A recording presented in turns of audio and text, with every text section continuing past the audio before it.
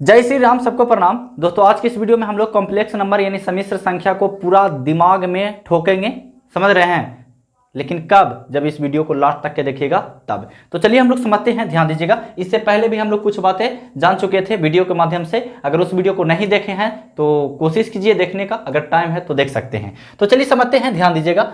Complex number को हिंदी में सम्मिश्र संख्या बोलते हैं। सम्मिश्र संख्या दो प्रकार के होते हैं, एक होते हैं वास्तविक संख्या, एक होते हैं काल्पनिक संख्या। काल्पनिक संख्या से हमको मतलब नहीं है, क्योंकि काल्पनिक एक अनुमान लगाया जाता है। काल्पनिक संख्या को एक और नाम है जिसको बोलते हैं आभासी संख्या, मतलब कि अनुमान लगाया जाता है, ठीक है, कि इतना हो सकता है लेकिन इसका वैल्यू नहीं है, मतलब कि इसको पढ़ने का नहीं है हम लोग के सिलेबस में। तो सबसे पहले समझ लेते हैं काल्पनिक संख्या कहते किसको है।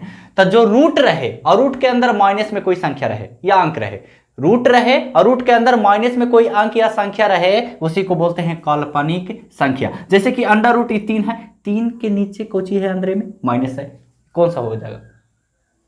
काल्पनिक संख्या, समझ रहे हैं। अंडर रूट 7 है लेकिन माइनस में है, इसलिए कुछ हो गया काल्पनिक संख्या। काल्पनिक संख्या को आभासी संख्या भी कहते हैं। चलिए बहुत बढ़िया, तो इसका खानदान तो यहीं से हो गया, कुछ खत्म, इससे आगे नहीं बढ़ेंगे। चलिए अब देखते हैं वास्तविक संख्या। वास्तविक संख्या को इंग्लिश में रियल नंबर बोला जाता है, ठीक है। इंग्लिश का प्रयोग कम करेंगे, ठीक ना, क्योंकि हमको इंग्लिश आता नहीं है। चलिए, वास्तविक संख्या दो प्रकार के होते हैं, एक होते हैं पूर्णांक संख्या, एक होता है दशमलव संख्या। पूर्णांक किसको बोलते हैं? तब पूर्णांक किसको बोलते हैं? तो प्लस वाला संख्या और माइनस वाला संख्या को पूर्णांक बोलते हैं। यानी कि धन चिन्ह के साथ और ऋण चिन्ह के साथ जो अंक रहता है वो पूरा समूह को पूर्णांक कहा जाता है। समझ गए? पूर्णांक किसको कहते हैं? इससे पहले वाले वीडियो में बता चुके थे पूर्णांक के बारे में, इसलिए थोड़ा सा आप लोग भी ध्यान दीजिएगा। रेगुलर वीडियो देखेगा आपको समझ में आएगा ही आएगा। अगला है दशमलव संख्या। दशमलव संख्या किसको बोलते हैं? तो जो दशमलव के रूप में लिखा जाता है, जो दशमलव के रूप में लिखा जाता है उसी को दशमलव संख्या कहते हैं। तो इसमें दशमलव संख्या भी कुछ प्रकार है ना। चलिए आगे देखते हैं दशमलव संख्या के प्रकार। तो दशमलव संख्या दो प्रकार के होते हैं, एक होता है शांत दशमलव और एक होता है अशांत दशमलव। एक होता है शांत मतलब कि जो चिल्लाए ना, और एक होता है अशांत मतलब कि इधर से इधर चिल्लाते रहे, हल्ला करते रहे, उसी को बोलते हैं अशांत दशमलव। समझ गए बात को? चलिए, शांत दशमलव में कुछ होता है जैसे कि 0.2, 0.125, इसको हम ऐसे लिख सकते हैं 2/10। जी हाँ, तो परिमेय संख्या है कि नहीं? जी हाँ, इसको हम लिख सकते हैं 1, 2, 5 और नीचे 1000 लिख सकते हैं। जी हाँ लिख सकते हैं। इसको लिख सकते हैं 3, 4, 3 और इसके नीचे 1000 लिख सकते हैं। इस शांत दशमलव समझ में आ रहा है? चलिए बहुत अच्छी बात है। अशांत दशमलव किसको बोलते हैं? अशांत दशमलव किसको बोलते हैं?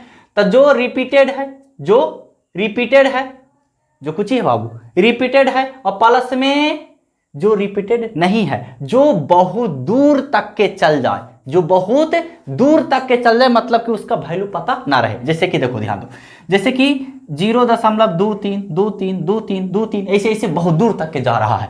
फिर देखो 0.15, 15 बहुत दूर तक के, 0.562, 1, 3, 4, फिर कहाँ जाएगा पता होता नहीं है। अगला 0.3 कुछ होगा पता नहीं है, इसी को बोलते हैं अशांत दशमलव। अशांत दशमलव, अशांत दशमलव, इतना बोल रहे हैं और कितना बोले, समझ रहे हैं? चलिए, अब अशांत दशमलव दो प्रकार के, अशांत दशमलव दो प्रकार के होता है। एक होता है आवर्ती दशमलव और एक होता है अनावर्ती दशमलव। एक होता है अनावर्ती दशमलव और एक होता है अनावर्ती दशमलव। एक आवर्ती और एक अनावर्ती। अब आवर्ती किसको बोलते हैं? तो जिसके माथा पर ऐसा न रहे, जैसे कि 0 ऐसे 2 के ऊपर ऐसे रहे, इसी को बोलते हैं। इसका नाम है बाबू, इंग्लिश में बोलते हैं रेकरिंग और हिंदी में बोलते हैं बार। हिंदी में बोलते हैं बार। तो जिसके माथा पर ये वाला रहे उसी को बोलते हैं आवर्ती।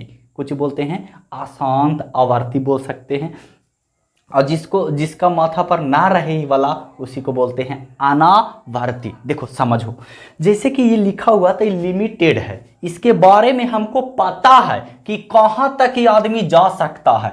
जैसे कि 2.222 ऐसे है, तो इसको हम ऐसे लिख सकते हैं 0.2 के ऊपर रेकरिंग लगा सकते हैं। तो यह स्टॉक हो गया, रुक गया, इसी को बोलते हैं अनावर्ती। अनावर्ती यानी जिसके माथा पर रेकरिंग हो उसको अनावर्ती बोलते हैं, सॉरी अवर्ती बोलते हैं, और जिसके माथा पर रेकरिंग ना हो उसको अनावर्ती बोलते हैं, अनावर्ती बोलते हैं। चलिए तो इसको हम लिख सकते हैं परिमेय संख्या के रूप में एकदम आराम से। कैसे लिख सकते हैं? तो 2/9 लिख सकते हैं। ये रूल पता है, ये रूल पता है, 2/9। देखिए जैसे कि मान लिया जाए 0.23 ऐसे ऐसे रहे, तो इसको हम लिख सकते हैं 0.23 के ऊपर रेकरिंग लिख सकते हैं ना। कुछ लिखेंगे 2 3 और नीचे 2 गो 9 देंगे, क्योंकि 2 गो पर रेकरिंग है तो 2 गो 9, और 1 गो पर रेकरिंग रहेगा तो 1 गो 9, 3 गो पर रेकरिंग रहेगा तो 3 गो 9। नीचे में ऊपर वाला अंकवा को लिख देना है और नीचे में देखना है कि के गो पर रेकरिंग है, तो जे गो पर रेकरिंग, जे गो नीचे 9। चलिए और अनावर्ती किसको बोलते हैं? अनावर्ती तो जिसके बारे में कुछ कहा नहीं जा सकता कि कहां तक जाएगा, हमको पता भी नहीं है कि कहां तक वो जाएगा, उसी को बोलते हैं अनावर्ती। अब देखिए इससे क्वेश्चन पूछा जाता है, इससे क्वेश्चन पूछा जाता है, ध्यान देना, ऐसे बोलेगा, दे देगा ऑब्जेक्टिव टॉपिक में कि बताइए, ऐसे यहां से मान लेते हैं कि पूर्णांक संख्या समिश्र संख्या है कि ना? जी हाँ, क्या समिश्र संख्या पूर्णांक संख्या है कि ना? नहीं है ना। यानी कि देखो एक तरह से ये पिताजी हुए और इससे इतना खानदान इसका चला। तब बताइए कि कोई पिताजी से खानदान चल रहा है, पूरा बेटा हुआ, तो क्या बेटा से पिता हो सकता है? जी नहीं। तो हम बोल सकते हैं कि सभी पूर्णांक समिश्र संख्या होगा। सभी पूर्णांक समिश्र संख्या नहीं होगा, लेकिन सभी समिश्र संख्या पूर्णांक होगा। हम बोल सकते हैं सभी दशमलव समिश्र संख्या नहीं होगा, लेकिन सभी समिश्र संख्या दशमलव संख्या होगा। चलिए यहीं से क्वेश्चन पूछता है। अब देखो इसमें से पूछेगा, दे देगा, ध्यान दीजिएगा। अब देखो ये अनावर्ती जो है ना, इसको तो हम एक स्टॉप कर लिए, तो ये परिमेय संख्या है। यानी कि आवर्ती जो होता है वो परिमेय संख्या होता है। कौन सा संख्या होता है? परिमेय संख्या। अब परिमेय संख्या किसको बोलते हैं? तो जिसे P/Q के रूप में लिखा जाता है, और Q = 0 होता है, मतलब कि Q के जगह 0 नहीं होना चाहिए। इससे पहले वाले वीडियो में बता चुके हैं, अगर नहीं देखे हैं तो जाकर के देख लीजिएगा, आपको समझ में। तो बताइए ई वाला हो गया परिमेय, तो ये कुछ ही होगा अपरिमेय, ये कुछ ही होगा अपरिमेय होगा। अब देखिए ई वाला ध्यान दीजिएगा, ये सब परिमेय है कि ना? नहीं, सब ना। देखो ई वाला परिमेय होगा, ई वाला परिमेय होगा, ई परिमेय नहीं होगा, क्योंकि इसके बारे में पता नहीं है कि कहां तक जाएगा। आगे देखो ना, 0 आया, 0.4 3 2 1 3, फिर डॉट डॉट, फिर आगे कुछ आवे का पता नहीं है, ये परिमेय होगा। काहे कि देखो 0.333 ऐसे लिखा है, तो इसके ऊपर हम आराम से बार लगा सकते हैं, और बार लगा सकते हैं तो मतलब कि 3/9 इसको 9 लिख सकते हैं, और 3/9 परिमेय संख्या, 3/9 परिमेय संख्या। तो आप लोग को आशा करते हैं कि समझ में आया होगा। मिलते हैं नेक्स्ट वीडियो में किसी अन्य टॉपिक के साथ, तब तक के लिए जय हिंद, वंदे मातरम।